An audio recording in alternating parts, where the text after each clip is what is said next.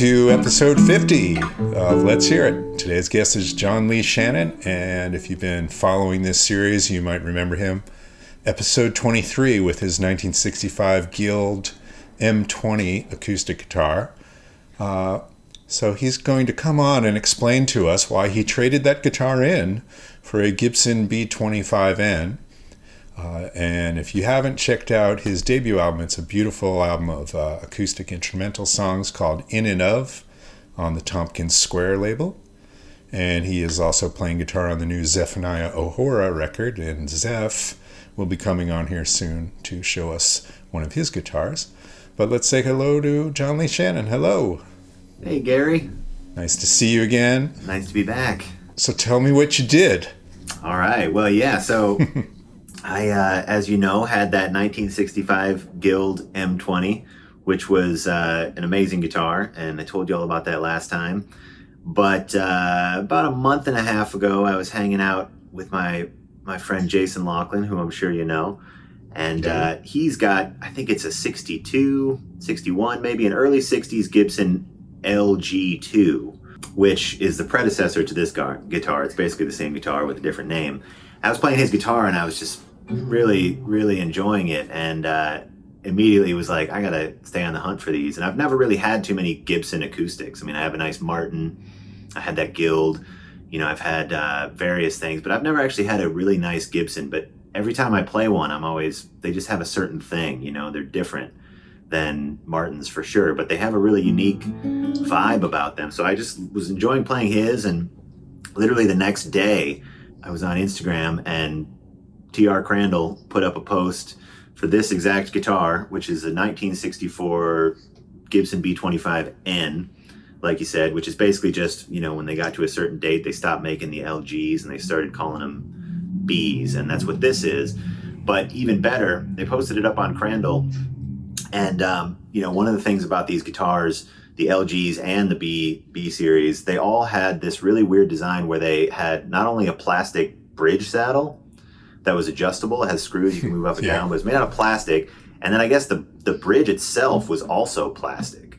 So in the post, it had said that this guitar had quite a bit of work done on it by Tom Crandall, including he completely made a new bridge, changed out the old one. I think he installed a new bridge plate and, just redid the whole thing. So, that's one of the things that has, I think, kept these guitars from becoming as sought after as a lot of the other Gibsons from that period, because they were doing stuff like that and it really killed the tone. So he did all that work, which I haven't beat it with one that has the original bridge, but it certainly sounds amazing all on its own. So I went in, I played it, and, I went in with my Guild, so I was pretty much ready to make a move. But I played this thing for, probably 45 minutes, but I knew immediately that I was going to take it home, and here she is. Well, awesome. I hate to see the Guild go. Me too. But I'm sure you're in love with that. And if Tom worked on it, it must be amazing, because he really knows what he's doing, and getting the plastic bridge off, I'm sure, improved the tone incredibly. Yeah, for sure. And it was cool. I've never actually traded a guitar. Like, I've sold a bunch of guitars, I've bought a bunch of guitars, but I don't know if I've ever actually walked in, especially with a good guitar, and, said, here's this one, I want that one. And so that was kind of cool too. And, even better, Crandall is such a great place that was the first time I'd ever been in there. So I thought I had to mark the occasion by bringing this home. And I think the Guild already sold, so it's already in a new home. But yeah, I really try to not hang on to stuff. I'm not a collector, so it's like, if something feels like it's going to be inspiring and I'm going to pick it up and play it, then that's the guitar that I want to get.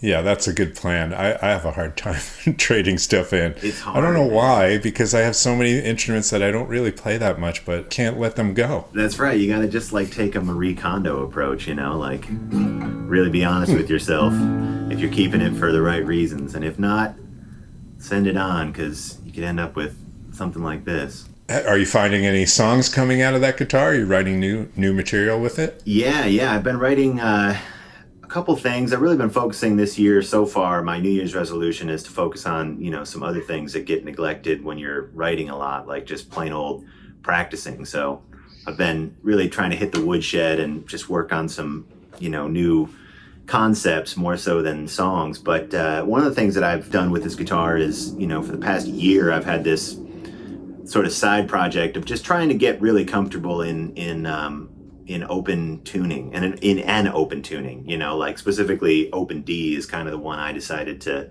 focus on, or open E, or Vestipole. But I've been working on that for about a year, just trying to get to a point where, everybody can put a guitar in an open tuning and go. But I want to, really get to a point where I'm pretty fluent in it and can move around like I can in standard. So I've been working on that for a year, and one of the things I've been doing to help with that is just arranging other songs in this tuning. And specifically, I'm not sure why, but there's just something about open D, I guess because it's just, one big triad. It really sounds good for like, gospel stuff and like more like that kind of harmony, less like jazzy and more just kind of, that vibe. So I've been arranging some standards, like some songbook tunes and just, things that are traditionally more thought of in the jazz world, but at their core are just beautiful songs. And it's been kind of fun because one of the things about the tuning is that it takes you away. Everybody's heard jazz standards on guitar for a million years, and they all have a certain character because there's only so many ways you can kind of do it on standard tuning. But in open tuning, these songs kind of just take on this really cool like folksy quality. So I've been working on that a lot. And one of the things that this guitar inspired me to finish was this arrangement I've been working on for a while. That's one of my favorite Oscar Peterson tunes. And I thought of it yesterday specifically because yesterday was a very special day. And Indeed. It's called Hymn to Freedom, and it's a beautiful tune. I don't know if Oscar Peterson wrote too many tunes. He's an amazing jazz pianist, but like most of those guys, I don't think he really composed a whole lot of tunes. So this song's even more special because it's a beautiful song, but it's one of his, and it really works out nicely in this tuning. So I had the pieces of it, but this guitar and yesterday, and knowing I was going to be coming on here with you again, inspired me to revisit it and finish it up. So that's what I did. All right. Well, I love the story behind this, Hymn for Freedom. It is a great week for Hymn for Freedom. Let's hear what it sounds like. Great. All right.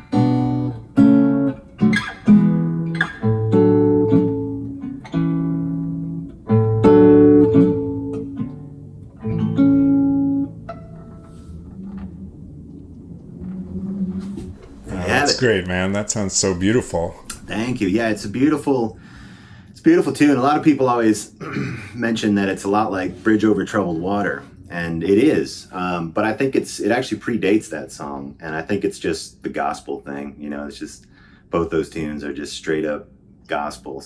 So when you make an arrangement, do you write it down in sheet music or tab? It depends. I try to do as much as I can without writing anything down. I learned a long time ago. I can't remember who told me.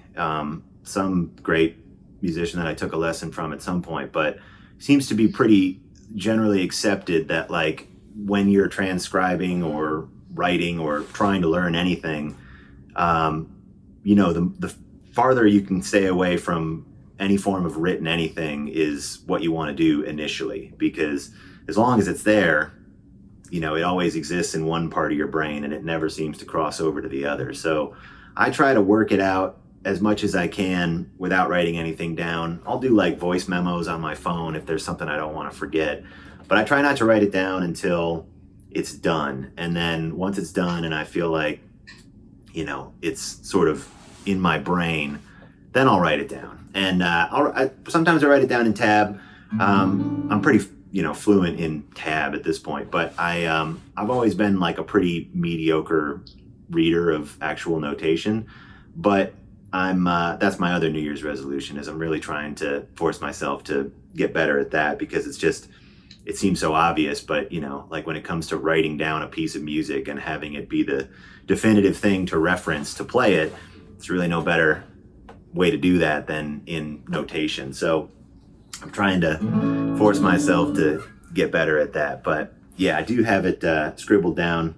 I have a little cheat sheet here just so it's still fresh in the brain. So yeah, it's a beautiful piece, and it really sounds good on this guitar, because it's like one of those things you always hear people say about good acoustic instruments, but people always say, oh, it's so even, which can be kind of like a abstract thing, but when you play a guitar like this, you really understand what that means, because even I'm way up there, and that's always how you kind of always know when you get up to the 9th and the 10th fret of an acoustic guitar, especially on the low strings, it can get kind of weird, or just loses sustain. It doesn't have the same projection. But this one really does, and it's so clear, it's small bodied, so especially those low notes, you can feel the whole thing resonating, but it doesn't get like woofy or boomy. So yeah, it's sweet. And the neck's great too. It's got like that's the thing about the Guild that I could never get into, is the neck was so slim that it was just kind of hard to play for a lot of things. So this is not any wider at the nut, I don't think, but the neck itself is a little bigger, and feels great. I think it was refretted too. It was refretted, the bridge work. I think the neck was reset. It's like all you need. It's all there. Well, great. Well, I hope you hang on to it for a while. Me too. If you don't and you trade it in for something else, let me know. We'll bring you back on. We'll bring you back on for another one. I'll do that. Sweet. All right, John. Thanks, man. Thanks, Gary. See you soon. I hope. See you later. In person. Bye. There you go. Traded in his Guild M20 for a 1963 Gibson B-25N. I think the N stands for natural finish. And maybe it was a good move, because that guitar sounds amazing. Thanks, John Lee Shannon. Check back in the next couple days for another episode of Let's Hear It.